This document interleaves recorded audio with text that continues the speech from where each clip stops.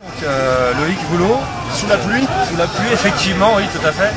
Donc on voulait voir un peu tes impressions sur le Millennium, qu'est-ce qui t'a plu, qu'est-ce qui t'a déplu, les conditions météo et tout, enfin, petit résumé. Ah oui, ce qui nous a déplu, ça se limite aux conditions météo, parce que pour nous, c'est vraiment le plus beau tournoi de l'année, le Millennium de Paris. C'est vraiment le seul où il y a beaucoup de public, beaucoup de fans français qui viennent, on est très suivis. L'année dernière, il avait fait un temps exceptionnel. De mémoire, pour moi, c'était le plus beau tournoi qu'on ait joué. Et pourtant, c'est pas un tournoi qu'on a gagné, mais vraiment, c'était très agréable. Le jeu était vif, c'était agressif. Il y avait du monde dans les gradins, ça chantait et tout, il faisait beau. Là, c'est vrai qu'un week-end comme ça, 3 jours de flotte, c'est toujours un petit peu désagréable. Maintenant, on fait un tournoi moyen, puisqu'on finit 5e, on rate notre quart de finale. Ça ne nous empêche pas d'être 3e au général au Millennium, donc juste derrière les Russes et Dynasty, comme l'année dernière. Ça veut dire qu'on pérennise notre place de l'année dernière d'être dans les 3 meilleures équipes. Ouais, c'est déjà bien, déjà un podium. On est très content, on a une victoire à Londres, on est champion de France, on a fait des bons résultats sur les tournois privés. On va aller refaire l'Intercontinental Cup, on est première équipe au classement UPBF. C'est pas une mauvaise saison. Quelques regrets là ce week-end de ne pas avoir franchi ces quarts, mais c'est loin d'être une mauvaise saison. Ok, et au niveau du nouveau layout, qu'est-ce que t'en penses sur le nouveau? Il te plaît? Pas trop?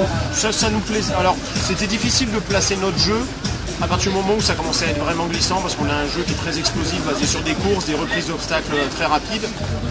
C'est difficile quand il pleut parce que le terrain est très glissant, donc du coup vous faites pas ces courses et bon bah je veux dire la pluie de toute façon c'était la même pour tout le monde, hein.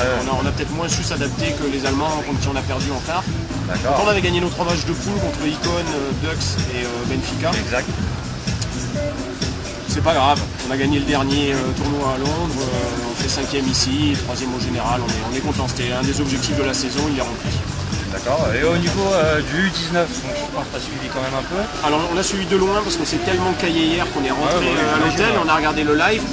Alors qu'est-ce que tu penses de ces petits jeunes là qui... Moi je trouve ça super bien. Je trouve super bien qu'il y ait une équipe de jeunes.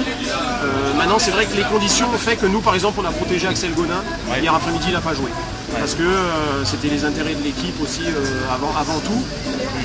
Peut-être aménager les emplois du temps. Enfin c'est toujours facile à dire quand on est du côté force forte, c'est-à-dire on a le moyen de pression, on a le bon joueur et tout, mais je suis vraiment content pour ces jeunes qui ont montré qu'ils ont fini 4e, qu'ils étaient allègrement capables de jouer. C'est aussi révélateur, c'est un bon baromètre du niveau du paintball en France, qui est un des plus structurés du monde en termes d'infrastructure, du nombre de sites, de fédés, de ligues régionales et ainsi de suite. Donc c'est un très bon baromètre pour nous et je suis vraiment content que ces jeunes-là soient capables de faire des résultats.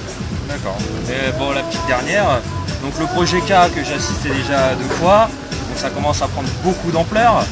Est-ce que tu penses incorporer des joueurs supplémentaires? Je sais que Godin déjà va commencer à rentrer petit à petit dans le projet. Alors j'ai un autre joueur aussi portugais, l'ancien des Benfica Lisbonne, qui joue encore avec Benfica l'année dernière, qui est quelqu'un qui est très impliqué dans la fédé portugaise, c'est un peu l'image de la fédé française, très structurée, très carrée, les ligues régionales, nationales, les centres de formation. Voilà, c'est lui qui s'en occupe, donc il intègre le projet K. Axel vient me filer un coup de main en France et aura sa propre plateforme en tant que coach aussi. Donc je puisse plus m'occuper des équipes, des clubs, puisqu'on a signé un partenariat avec la Fédé maintenant pour être l'école vraiment du paintball de la Fédération française de paintball. Et je suis en train de le développer dans d'autres sports, donc j'ai des potes à moi qui déboulent du BMX, du FMX. Voilà, ça devrait arriver début 2013 là, on devrait avoir encore quelques sports qui déboulent et on continue à travailler là-dessus, mais le système fonctionne bien, je sélectionne vraiment les gars que je mets en place pour que ça colle et l'outil il est fabuleux. Et ce sont des coachs qui gagnent, là, des mecs qui sont sur les podiums, des mecs qui ont des palmarès, qui enseignent en fait. Donc ce sont des gens qui savent de quoi ils parlent. Tout ça. Ok, bah c'est super, bah, je te remercie. Bah de rien. Et je te dis bonne chance pour la prochaine. À l'année prochaine alors.